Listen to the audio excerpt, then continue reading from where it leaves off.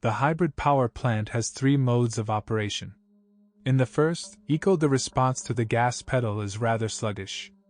And in power mode, the reactions are too sharp and look like an on/off switch. For ordinary trips, standard mode is better suited. Power might come in handy for overtaking.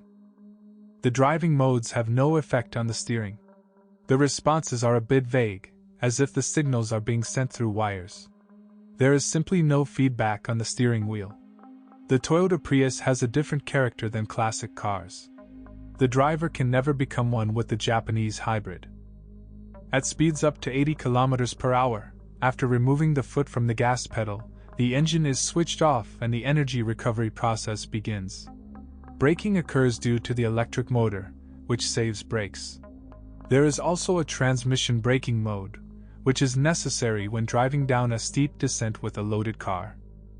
Toyota Prius has no fatal defects, and the power drive is very reliable. The 1.8-liter internal combustion engine runs on a modified Atkinson cycle. The intake valve stays open for a while even when the piston starts to return, thus effectively simulating a variable length piston stroke. Instead of the often problematic, limited life CVT, a near-perpetual planetary gear is installed here. She works with an electric motor, which also does not have characteristic diseases. But this does not mean that the machine does not require maintenance. A gasoline engine, like any other engine, regularly needs oil and filters to be updated.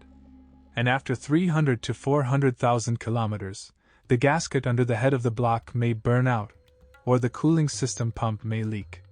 Soon the EGR valve can fail. It is easily accessible from above and often comes to life after cleaning. If there are any minor mechanical failures, then, as a rule, due to the neglect of regular maintenance. Problems also appear after long stops, during which the battery is completely discharged. This car should not be idle. The Toyota Prius went through a couple of big recalls. One concerned cars manufactured before January 2010. There were problems with ABS on rough roads. In February 2014, the second one was announced. This time the repair required a hybrid installation. There was a danger of the inverter transistors overheating, causing the vehicle to go into safe mode or lose power completely. The defect affected all copies, and it is quite possible that this problem is still ahead of your car. In winter, sometimes the central display begins to act up, not willingly responding to touch. Not too high-quality interior creaks at times, and plastic is easily scratched. However, the reliability of the car is rated as above average. It regularly ranks first in satisfaction and reliability ratings.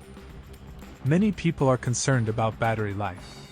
It is true that in winter their capacity, and above all their readiness to move the vehicle on pure electric power, is reduced. But in a temperate climate, even after 100,000 kilometers or 5 years of operation, warranty period, a significant decrease in battery power is not felt. Owners even after 300,000 kilometers do not complain about the drop in battery capacity. The need to replace a nickel metal hydride, NiMH, battery may only arise after mechanical damage, such as an accident. The oil in the gearbox and differential is designed for the entire service life and requires only a level and condition check every 60,000 kilometers. And yet, when operating in difficult conditions, the manufacturer recommends reducing the control interval to 45,000 kilometers and carrying out a complete replacement of working fluids no later than 90,000 kilometers. Difficult conditions include frequent trips on the highway at a speed of about 130 km/h. Still need to change the coolant. The first time after 150,000 kilometers, and then every 90,000 kilometers. The inverter coolant also needs to be updated, first after 240,000 kilometers, and then every 90,000 kilometers. The third-generation Toyota Prius is an extremely reliable car that, subject to the operating conditions and maintenance schedule, will not only be economical, but also durable.